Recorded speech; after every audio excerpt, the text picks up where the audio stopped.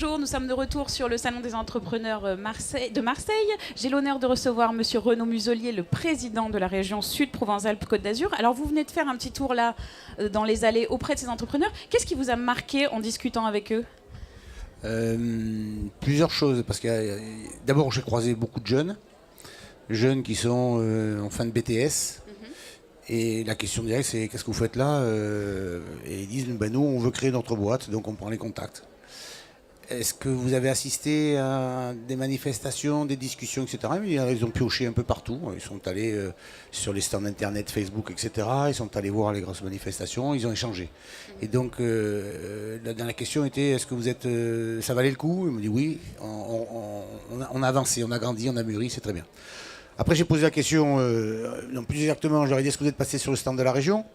Puisque nous, on a mis en place des dispositifs, ce qu'on appelle le FIER, c'est-à-dire le fonds d'investissement pour les entreprises régionales, de 300 millions d'euros quand même, où il y a en fait un raisonnement qui est assez simple, c'est-à-dire c'est pas nous qui faisons l'entreprise, mais l'entreprise c'est un être vivant.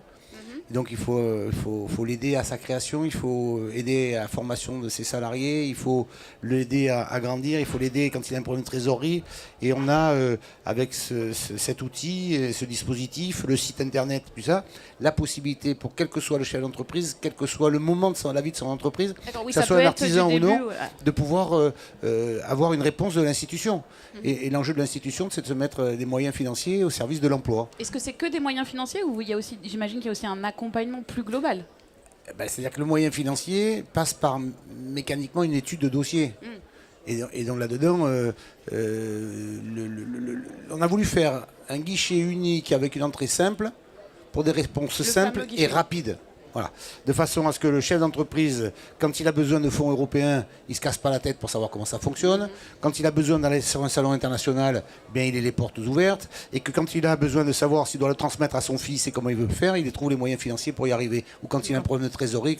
Et donc ça, c'est assez réactif. Et c'est ce qui est assez intéressant, c'est que dans tout ce promenade tout à l'heure dans le salon, très intéressante d'ailleurs, c'est qu'on a plutôt remercié la région pour sa réactivité. Ça fait plaisir. D'accord, finalement vous êtes un peu la porte d'entrée de tous ces acteurs ici. Non, mais c'est-à-dire que en tant que président de région, je veux rappeler à la totalité des territoires régionaux, des acteurs de la vie économique de la région, que c'est nous les pilotes. Et c'est à nous de le fédérer.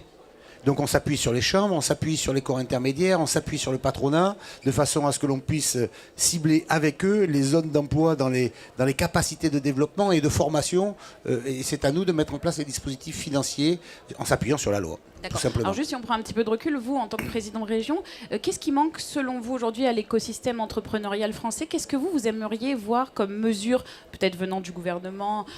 Est-ce que la loi Pacte, par exemple, qui a été votée hier, ça suffit? Ou qu'est-ce que vous imagineriez? Qu'est-ce que vous auriez envie de voir? C'est un bon pas en avant, mais c'est largement insuffisant. Il faudrait qu'ils expliquent clairement ce qu'ils veulent faire pour les salariés, pour gagner plus, en travaillant plus. Ça me rappelle une vieille formule, mais qui avait le mérite de fonctionner. Et faire les entreprises pour leur faire plus confiance, avec moins de charges. Et ça, on ne le trouve pas vraiment dans la loi Pacte. Pourtant, c'est simplement un peu que de bon sens. Très bien. Le message est passé. Merci beaucoup. Merci.